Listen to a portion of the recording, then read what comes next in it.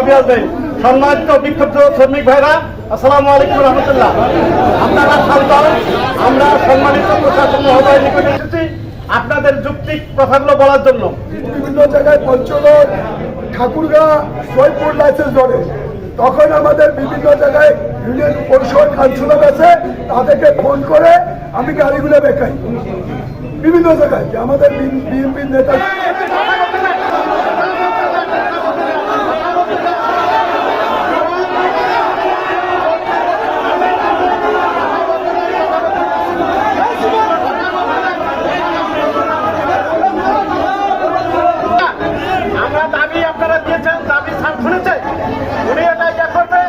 এবং আমরা যে আপনার কার্ডের ব্যাপারে যে পৌরসভার যে কর্মচারী উনি কেন হাত তুললো, গায়ে কেন হাত তুললো?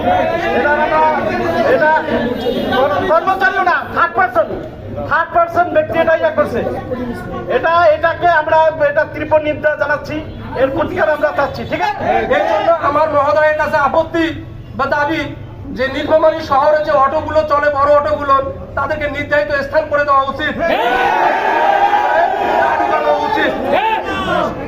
শুধু রিক্সা শহরের ভিতরে চলবে, পাঁচমাথা থেকে ওইদিকে অটো চলবে, সেটা সলভ করা।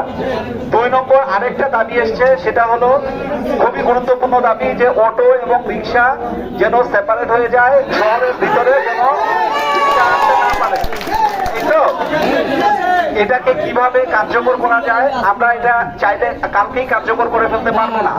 সেটার জন্য আমাদের কিছু ব্যবস্থা নিতে হবে, পদ্ধতি নিতে হবে। তো সেই জন্য আমাদেরকে একটু সময় দিতে হবে। আমরা আমাদের মিটিং এ আলোচনা করে সেটার ব্যবস্থা করার চেষ্টা করব যত দ্রুত সম্ভব। ঠিক আছে।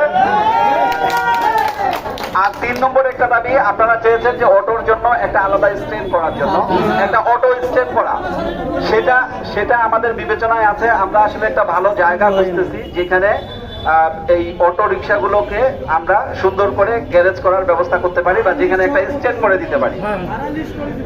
4 নম্বর আরেকটা বিষয় আপনারা উত্থাপন করেছেন যে যারা নাম্বার প্লেট সরবরাহ করতেছিল তাদের মধ্যে কেউ হয়তো শ্রমিকদের সাথে খারাপ ব্যবহার করেছে, তাই তো? আমি আপনাদের পক্ষ থেকে কথা দিচ্ছি, ফার্দার এরকম কাজ যদি কেউ করার দুঃসাহস দেখায়, আমরা তাকে সম্পূর্ণভাবে আইনগতভাবে তার যা যা ব্যবস্থা নেওয়া দরকার, আমি ব্যক্তিগতভাবে আপনাদের পক্ষ থেকে সেই আইনগত ব্যবস্থা।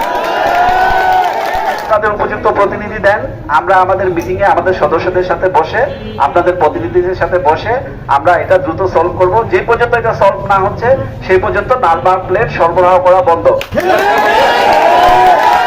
আপাতত এটা বন্ধ থাকবে, আমরা বসে আলোচনা করে তারপর এটা সলভ করব। আপনারা কি খুশি?